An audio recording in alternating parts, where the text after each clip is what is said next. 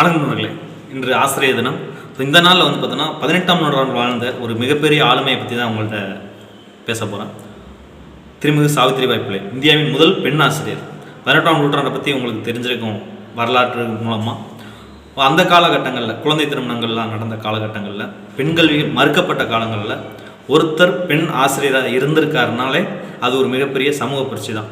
அதை தாண்டி அவர் என்னவெல்லாம் தன்னோட பணிக்காக செய்திருக்கிறார் அப்படிங்கிறது பார்த்தோன்னா இன்றைக்கி நினச்சி பார்க்கும்போது ஆச்சரியமாகவும் அதிசயமாகவும் இருக்குது. இன்றைய சூழலில் அவங்க 9 வயசுலேயே திருமணம் செய்துக்கிறாங்க. சாவித்திரிபாய் புலே அவருடைய கணவர் திருமிகு மகாத்மா ஜோதிராவ் பூலே பார்த்தோன்னா கல்வி கற்றவர். ஸோ அவர் இந்த சமூகத்தில் இருந்த ஏற்றத்தாழ்வுகள், இந்த பெண்களுக்கு இழைக்கப்படும் அநீதிகள், இதுக்கெல்லாம் காரணம் பார்த்தோன்னா கல்லாமை தான் அப்படிங்கிறத உறுதியாக நம்பினார். ஸோ அதனால் பார்த்தோன்னா தன்னை சார்ந்தவர்களை எல்லாத்தையும் படிக்க வைக்கணும்னு ஆசைப்பட்டார். ஸோ அதுக்காக ஒரு பள்ளிக்கூடம் ஆசைப்படுறாரு. அங்கே பார்த்தோன்னா அந்த பணியிடங்கள், ஆசிரியர் பணிபுரியறதுக்கான நபர்கள் அவங்களுக்கு கிடைக்கல. அடுத்த பார்த்தோன்னா அவருடைய பார்வை பார்த்தோன்னா அவருடைய மனைவி மேலே போகுது, திருமிகு சாவித்திரிபாய் புலே. ஸோ அவங்களுக்கு பார்த்தோன்னா அடிப்படை கல்வியை தன்னோட கணவன் தான் கற்றுக்குறாங்க.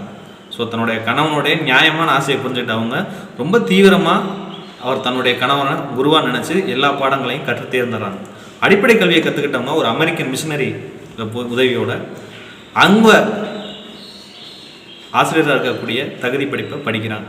படித்து முடித்ததுக்கு பிறகு தான் தெரியுது தான் செய்திருக்கிறது சாதாரண பணி இல்லை, நான் செய்திருக்கிறது ஒரு மிகப்பெரிய புரட்சிக்கு நான் தயாராகிட்டுருக்கோம் அப்படிங்கிறது அவங்க படித்து முடித்து வேலைக்கு போகான காலகட்டங்களில் தான் அவங்களே உணர்றாங்க. முதல்ல அவங்க வேலைக்கு போகிறாங்க.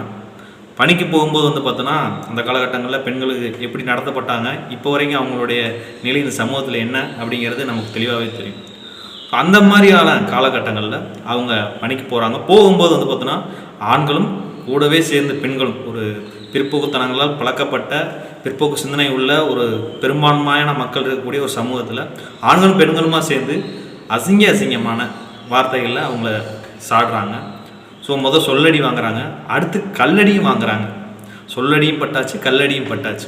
ஆனால் அதுக்கு பிறகு மனம் தளராமல் தன்னோட பணிக்கு அன்றாடம் அர்ப்பணிப்புணர்வோடு போயிட்டுருக்காங்க. அவரை நம்பி அவருடைய செயல்படலை பார்த்து இப்போது ஒரு கிழந்த 9 குழந்தையாச்சு, 18 குழந்தையாயிடுச்சு, இப்படி நடந்துகிட்ருக்கு. ஸோ இது ஒரு கட்டத்தில் பார்த்தோன்னா இந்த சமூகத்தின் பார்த்தோன்னா பிற்போக்குத்தனவாதிகள் அவங்களால பொறுத்துக்க முடியல. அடுத்த கட்டமாக பார்த்தோன்னா தண்ணியில் மாட்டுச்சாணம் இந்த கழிவுகளையெல்லாம் கலந்து அவங்க உடுத்தி இருக்கிற சேலை மேலே அவங்க மேலே ஊற்ற ஆரம்பிக்கிறாங்க. ஸோ இப்போ சாவித்திரிபாய் புலே பார்த்தோன்னா கொஞ்சம் கூடுதலாகவே கவலை அடைஞ்சிடறாங்க, மனசு உடைஞ்சிடறாங்க. இந்த சூழலில் பார்த்தோன்னா தன்னுடைய கணவனுக்கு ஒரு கடிதம் அனுப்புகிறாங்க. நான் எல்லா சொல்லடிகளையும் கல்லடிகளையும் வாங்கிக்க தயாராக இருக்கிறேன், நான் இந்த நாற்றத்தையும் ஏற்றுக்கொள்ள தயாராக இருக்கேன். ஆனால் இந்த நாற்றத்தோடு நான் வகுப்பறைக்கு போனால் என்னுடைய பிள்ளைங்கள் எப்படி பாடத்தை கவனிப்பாங்க, அவங்கள அதை அனுபவிக்கணுங்கிற அவசியம் இல்லையே அப்படின்னு சொல்லி தன்னோட கணவனுக்கு வருத்தத்தோட கடிதத்தை எழுதுகிறாங்க. அதற்கு பதிலாக பார்த்தோன்னா ஜோதிராவ் பூலே. ஸோ அவருடைய சாவித்திரிபாய் புலேயை பற்றி சொல்லணும்னா அவர் இல்லாமல் இவங்களை பற்றி மட்டுமே சொல்லிட முடியாது. ஜோதிராவ் பூலே கடிதம் எழுதுகிறாரு. இப்போ நீ போகும்போது பார்த்தோன்னா ஒரு அழுக்கு உடையை உடுத்திட்டு போ, பள்ளிக்கு சென்றவுடன் நீ உன்னோட புது துணியை உடுத்திக்கிட்டு அவங்களுக்கு வகுப்புகள் ஆரம்பியும். இது தொடர்ந்து நடந்துகிட்ருக்கு. எவ்வளோ அர்ப்பணிப்புணர்வோட பிள்ளைங்களுக்கு பாடம் தந்தாங்க, எவ்வளோ மெனக்கெட்டுருக்காங்க அப்படிங்கிறது. ஒரு பள்ளி 9 பள்ளியாச்சு, 9 பள்ளி 18, இப்படி ஒரு மிகப்பெரிய போராட்டங்களை சந்திச்சுக்கிட்டு இந்த சமூகத்தில் இருக்கக்கூடிய ஏற்றத்தாழ்வுகளை களையிறதுக்கும் பிற்போக்குத்தனங்களை குறைக்கிறதுக்கும் மிகப்பெரிய போராட்டம் தம்பதிகளாக எதிர்கொண்டாங்க. ஸோ இந்த சூழலில் பார்த்தோன்னா அந்த காலகட்டங்களில் இப்போ வரைக்குமே சில காரியங்கள்லாம் நம்மளால் நினச்சி பார்க்க முடியாது. தன்னுடைய கணவனுக்கான இறுதி ஈமச்சடங்குகளை பார்த்தோன்னா ஒரு பெண்ணாக முன்னின்று செஞ்சாங்க சாவித்திரிபாய் புலே. அத்தனை எதிர்ப்புகளை மீறி தன்னுடைய கணவனுடைய கட்டளைப்படி. அதற்கு பிறகு பார்த்தோன்னா இப்போ நாம் பார்த்தோன்னா இப்போ நாம் சமீபத்தில் ஒரு உதாரணம் சொல்லலாம், கொரோனா நோய். அது இப்போது உலகமே முடங்கி போச்சு, முடக்கப்பட்டோம். ஸோ அப்படி ஒரு சூழல். இது அந்த 10ஆம் நூற்றாண்டு தொடக்கத்தில் பார்த்தோன்னா ஒரு பிளேக் நோய் அப்படின்னு சொல்லி வரும். அது பிரிட்டிஷ் அரசினோட அலட்சியத்தினாலையும் கவலையற்ற தன்மையினாலும் பார்த்தோன்னா நிறைய பேர் கொத்தாக சாக ஆரம்பிச்சிட்டாங்க.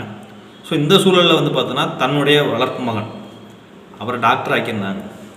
அவருடைய உதவி மூலமாக ஊருக்கு ஒதுக்குப்புறமாக ஒரு மருத்துவமனை தற்காலிகம் கட்டி அங்கே பாதிக்கப்பட்டவங்களுக்கு வைத்தியம் செஞ்சாங்க. இது தொட்டா பரவிடும், இது பார்த்துட்டோன்னா தொற்றக்கூடிய நோய் அப்படிங்கிறது தெரிஞ்சும் மக்களுக்கு தொண்டு செஞ்சாங்க.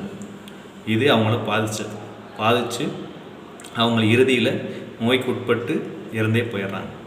ஸோ இந்த மாதிரியான மனிதர்களுடைய வரலாற்றில் நாம் திரும்ப படிக்கும்போது வந்து பார்த்தோன்னா நாம் நம்மை எந்த அளவுக்கு வளர்த்துக்கிறோம், நாம் எதற்காக இல்லை யாருக்காக இந்த பணிகளை செய்துக்கிறோம் அப்படிங்கிற கேள்விகள் நமக்குள்ளே எழும். இது வீடியோ உங்களுக்கு பிடிச்சிருந்தா, இது உங்களுக்கு முதன்முறையாக நீங்கள் இந்த தகவலெலாம் கேட்டிருந்தீங்கன்னா உங்களுடைய நண்பர்களுக்கு பகிருங்க. சாவித்ரிபாய் பூலே அவசியம் தெரிந்து கொள்ள வேண்டிய, அறிந்து கொள்ள வேண்டிய, பின்பற்ற வேண்டிய ஒரு மனிதர். நன்றி நண்பர்களே.